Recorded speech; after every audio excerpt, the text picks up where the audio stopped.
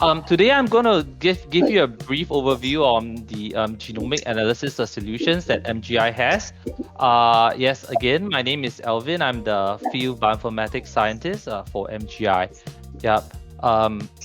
This is an overview of what I'm going to talk about. I'm going to give a brief introduction of our MGI sequencers, our digital laboratory solutions, and mainly I'll talk about our data analysis pipelines and solutions that we have, and finally conclude with some open source and cloud integration solutions that we have with our hardware. So introduction to the MGI sequencers. So yeah, so this is the list. This is the whole product line of the sequencers. We have the E series sequencers, which are the smaller throughput sequencers, and then we have the newer version G series sequencers. We have the G99, which is the rapid sequencer that can actually complete, I think, within 12 hours. And then we have the T series. The T series are for large population genomics sequencing, where we have the T20, which boasts about the 100 USD genome, which we are able to attain. So these are just some of the statistics of how each of our sequencer is. So we have the T20s, where we have 4 fold cells and the amount of throughputs, and the applications in which these sequencers are used for, mainly for WGS or for single cell sequencing or stomic sequencing. And then we have our T series, T7s, similarly lower throughput, and it's mainly for WGS, and oncology panels. Then we have our smaller sequencers, which are mainly for smaller samples. And then for the microbiome or pathogen detection samples, we have the smaller sequencers that are able to fulfill these tasks. So just a very brief introduction of our DNB-seq technology. So our DNB-seq technology is unique, and it's used in all of our platforms. So how it works is that when we have DNA extracted, it can actually go through targeted amplification or DNA fragmentation, where adapters are ligated, and then after that, the double-stranded DNA is denatured and circularized, and after that, through a process called rolling circle amplification, the identical copy of the DNA is replicated into a nanoball. That's where the word DNB comes from, and these nanoballs are actually loaded onto our pattern flow cell, and through electrostatic repulsion, each of them will actually only occupy a single spot on the flow cell, and after that, through our CPAS sequencing, the fluorescent labels are actually incorporated onto the DNA, and then after that, they are high resolution image. And the advantages of the DNB is that we actually can obtain high loading density, and we also have low optical duplicates, because we are having the identical DNA molecule on each spot on the flow cell. And because when we do not use any PCR reagents, we do not have the problems of PCR duplicates or index hopping. So just a brief introduction of our solutions that we have. MGI is not only a sequencer providing company. We actually provide solutions all the way from the samples all the way to the solutions. We have solutions in the lab where we can actually have solutions to biobank the samples at the upfront. We have automation solutions for library preparation, and obviously we have our sequencers. And then what I will talk about most today, because it's more of the analysis solutions, that we have, and the different tools that we actually have in our portfolio that will be able to do WGS, bisulfite sequencing, single cell sequencing, metagenomics, and pathogen fast detection.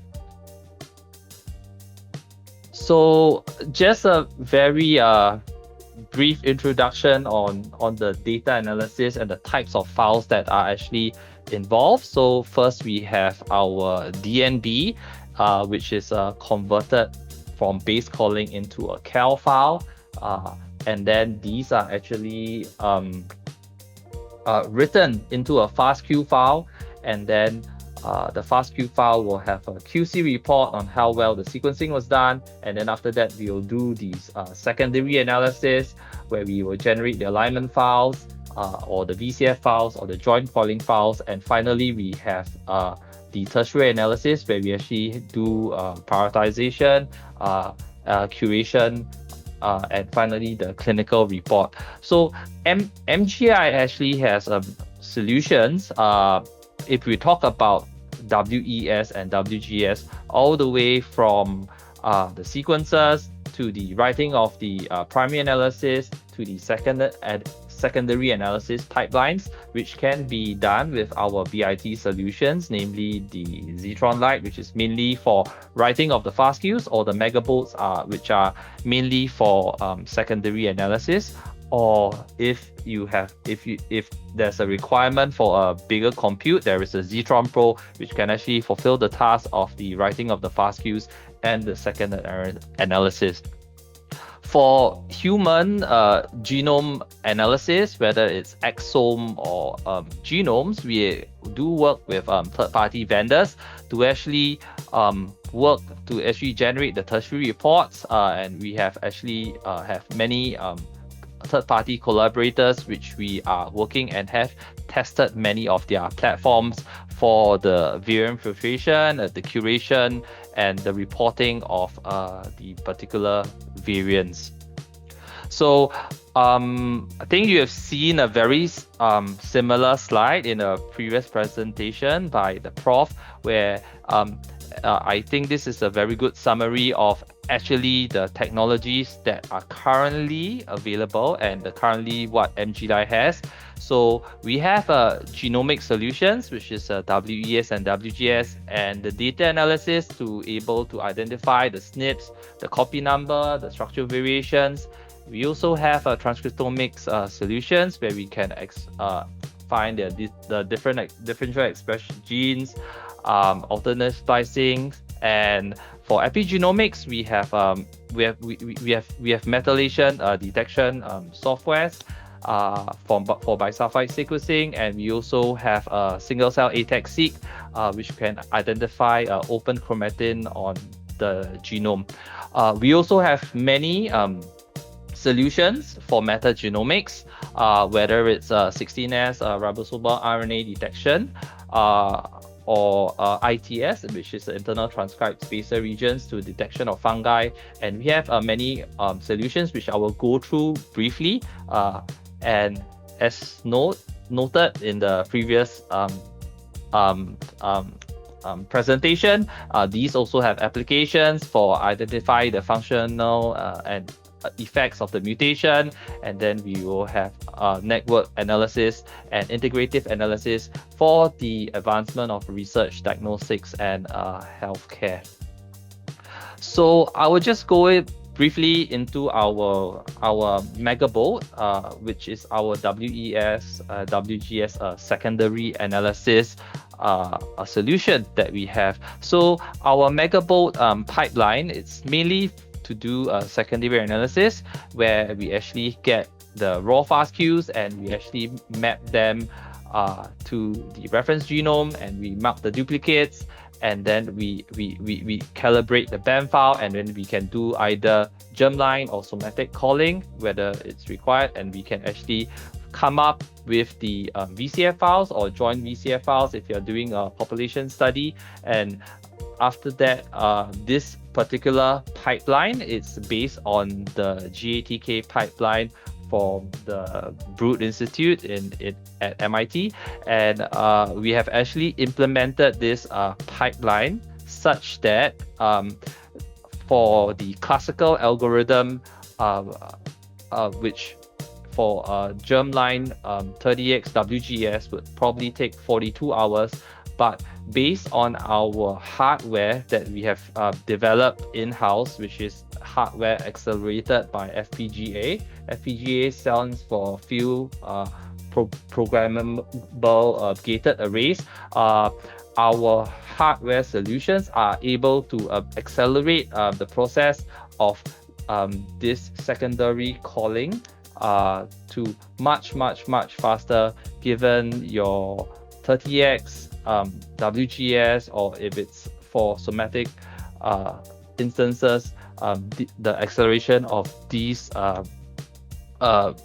the pipeline can be accelerated much faster than the classical GATK algorithm. So now I'll just go dwell into some of the transcriptomic solutions that we actually offer. So we have a RNA basic pipeline which can actually remove ribosomal RNA reads, and we can actually map the reads to the reference genome, and then after that it can the reads can be aligned to the reference transcriptome, and we are able to estimate the different isoforms that are actually present, and through SNP and indel calling we are able to identify the different isoforms that are actually present. We can also calculate the percentage of transcripts that are actually mapped to the reference genome, and then here you can see these are the relative positions of where in the transcriptome the reads are actually mapping.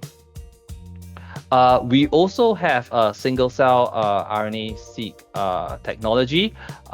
This is using our patented dual index system, where we actually have indexes on the cell beads and an index carrier, and when the cells are actually encapsulated into the lipid profiles, and after that they are sequenced, the analysis pipeline is able to obtain the cDNA fragments and map it to the reference genome through the GTF file, and perform annotation and cell calling to remove those empty droplets. And through the oligo library, we are able to merge both the index carrier to the cell beads and obtain the gene expression matrix. And after that, there is a report where you can actually view your mapping information, your violin plots to see how well your sequencing was done, and the UMAP clustering of the different clusters of cells that are present. These are just example reports of what can be done. Next, we'll go on to our Epigenomics Solutions. So we have a Epigenomic Analysis tool called Metalscope. So Metalscope is dedicated to detecting the 5-metal cytosine modifications in the genome. So once you are able to do Metalscope on, say, a normal methylation profile and tumor methylation profile, you are able to get the differential methylated regions, or the DMRs, and through the report you're able to identify the differential methylated regions on each of the chromosomes, and also the distribution of the different DMRs on the chromosome. We also have a single cell ATAC-seq solution where we are able to detect the transposable using the transposase to detect the accessible chromatin.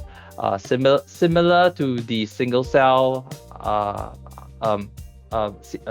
single cell RNA solution, we have the TN5 transposase actually map out the open chromatin, and the cells are actually mixed together with the beads, and then after that, in the single cells, the droplets are broken and then they are sequenced, and finally through the analysis pipeline we are able to align it to the reference, and we can deconvolute it, and then we are able to identify the enrichment sites around the transcription subsites, also the insert size distributions, and finally the UMAP clustering of where these particular accessible sites are actually located. And normally you would do single cell ATAC-seq together with single cell RNA-seq.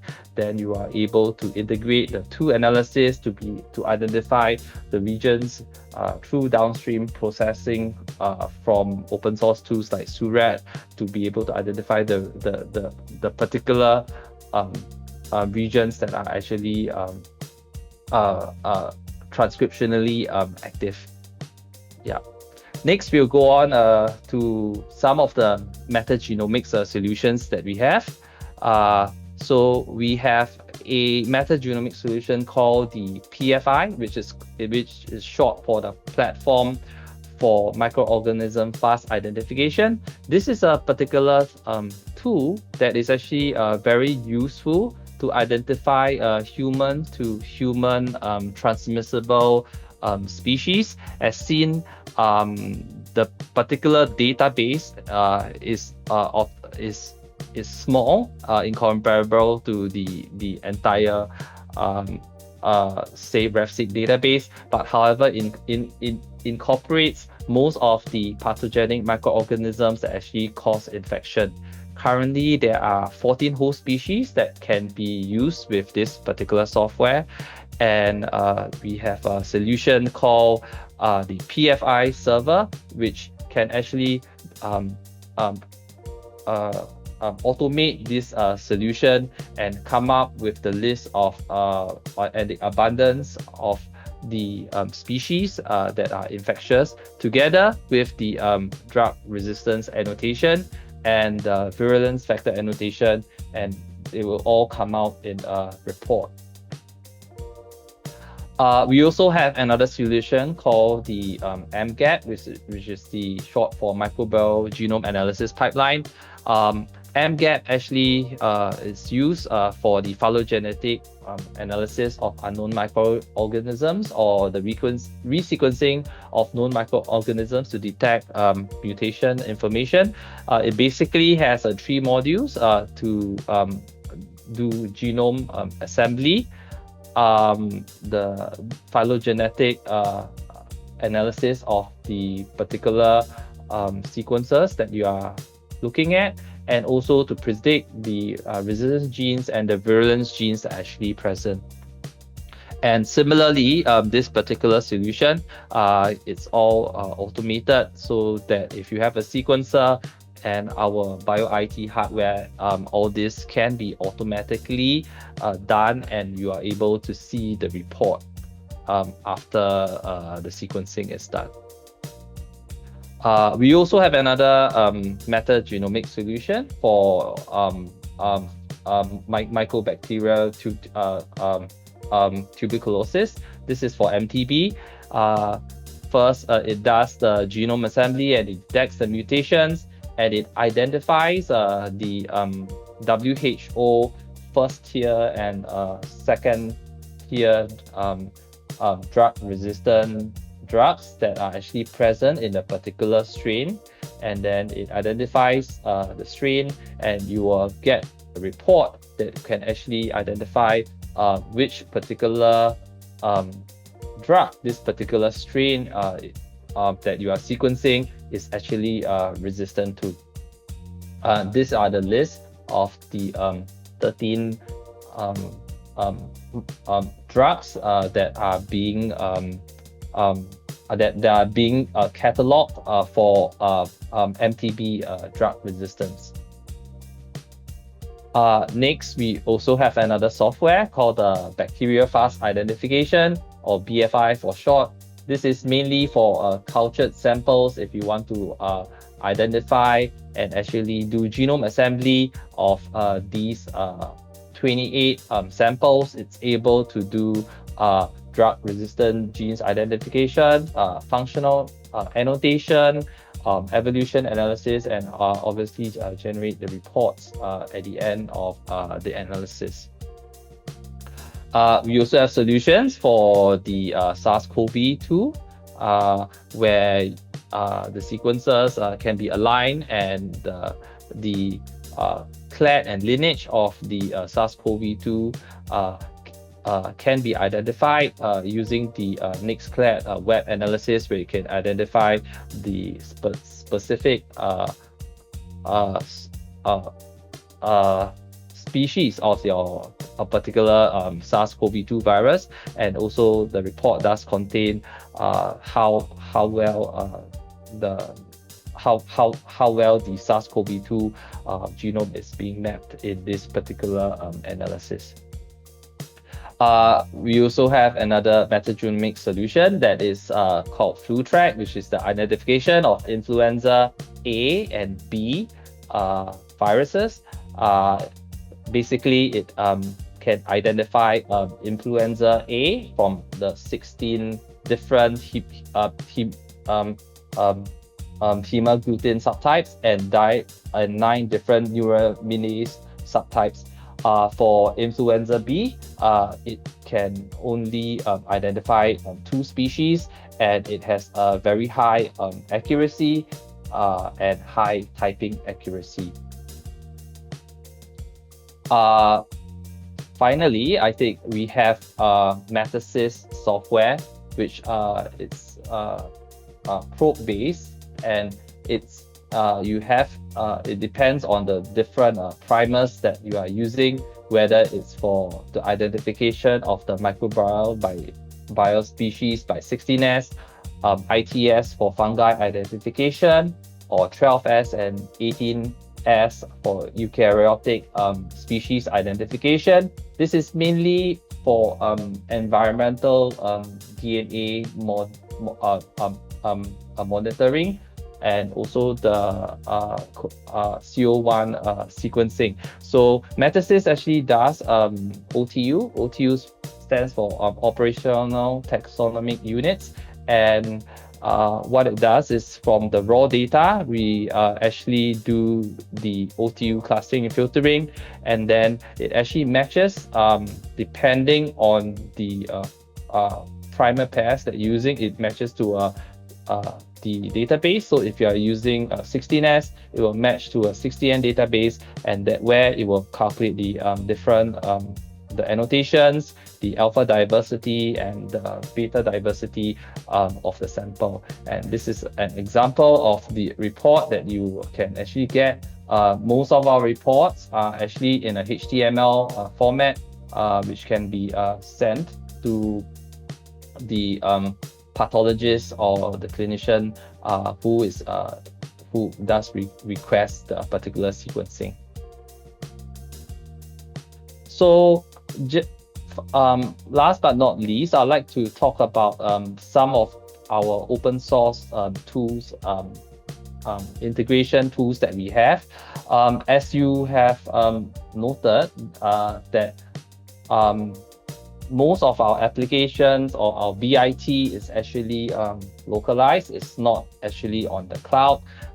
We do offer solutions based on our localized IT infrastructure. And we actually have this particular application, which we can actually integrate the popular open source tools that are openly available onto our LIMS system. I've not talked about our LIMS system, but our LIMS system basically does integrate all of our equipment, including third-party equipment, together. So it can be from the receiving of the samples, to the library preparation, to the sequencing, to the analysis, and to the reporting if it's required. and it contains about 300 open applications. If you are doing low pass whole genome sequencing, there are tools to do imputation, or if you need annotation of your particular genomes, there are many well-known and open source tools that are available. And these tools can actually be integrated into pipelines, which can be actually run automatically once you set them up to customize your pipeline so that you are able to do your own customized pipelines. Once your sequencing is done, it can be it can be directed to actually do the analysis. In this case, we are having a RNA-seq pipeline where we use different tools to remove the ribosomal RNA reads, and then after that we do different analysis tools to actually come up with the final reports, which can be seen at the end of the particular pipeline. So I understand our talk is about the cloud, and this particular seminar is mainly about the cloud. So rest assured, in MGI we also do use the cloud, and we have customers that have also used the cloud. And personally myself, I have also used the AWS cloud to do some of the compute for some of the projects that I am involved in. So what the current setup is that, because if we have a large sequencer, most of the data, why we have a localized compute is that most of the time when we have a large sequencer, most of the data when it's a sequencing can be transferred on the fly to the analysis servers, for example, to write the FASTQ, or to actually do secondary or tertiary analysis. And this, in most cases for large sequencing projects, they are actually linked by a fiber connection, and it can be instantaneous how the data is actually flown into the analysis servers. Thereafter, within our LIMS system, we can also configure delivery rules.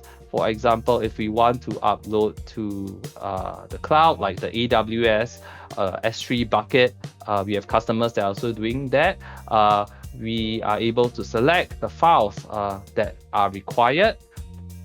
I think there was an earlier talk where one of the speakers was talking about a lot of intermediary files because of the analysis that had to be removed. Here, if you need to just upload, say, the GVCF or VCF files, you can just click here. You can set it up based from your access key and your secret key and your bucket name, and then all this can be automated. So once the sequencing is done and there are governance rules in place, you are able to automatically upload the files of your choice to the specific S3 buckets, and then there can be rules there from your cloud provider or your SaaS provider on how you want to continue to actually analyze those files. So just a brief example of one of the projects that we have done. We wanted to test the time, how quickly we could actually do sequencing from a T7 sequencer for about 14 30x WGS samples.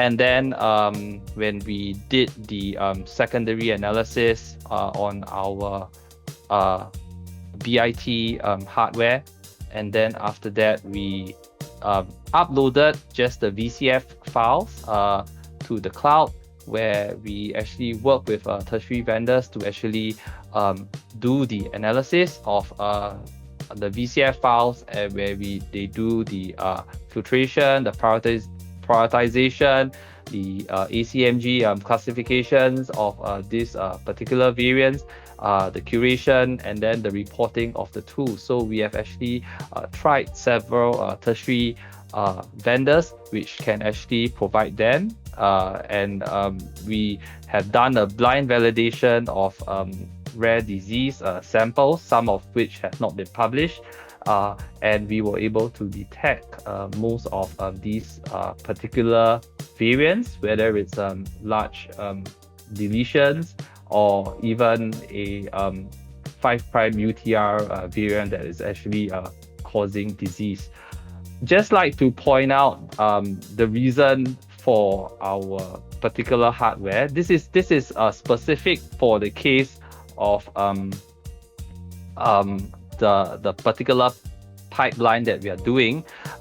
So when we have 14 samples per flow cell, and if we were, many of these vendors, in fact, all of these vendors do accept FASTQ files as input to their particular pipelines that they are offering, but some of these it's dependent on your network and where you are currently at. These can, for example, one flow cell was about terabytes of data, which actually took quite some time to actually upload into the cloud for their analysis, and therefore if we wanted to test how fast we could actually get from the sample to the report, it was actually longer for this particular case that we were looking at. So finally, the final slide I have, this is actually mainly for me or those people who are not very aware of the difference of cloud computing or localized computing and what are the differences. This is actually obtained from AI, so it's a Gemini, and I actually asked what would be the differences, the pros and cons of cloud versus localized computing. And to be fair, this is the results that they gave. So for cloud computing, it's very easily scalable. I think some of the speakers have spoke about this. It's accessible, it's a lower cost model. However, yes, there was talk about security, but what has come up is that there is possibly more control over data security, and as mentioned about the latency of transferring huge amounts of data into your SaaS provider to do your tertiary analysis or whatever. If you're working with huge amounts of data, some localized processing might be actually faster. Finally, obviously, these are some of the recommendations that they have. So for localized computing, if it's the data rate sensitive, requires high security, or if you have limited access, then localized computing might be more suitable for your needs. So that's all I have. I'd like to thank you everyone for your time and your attention. Thank you.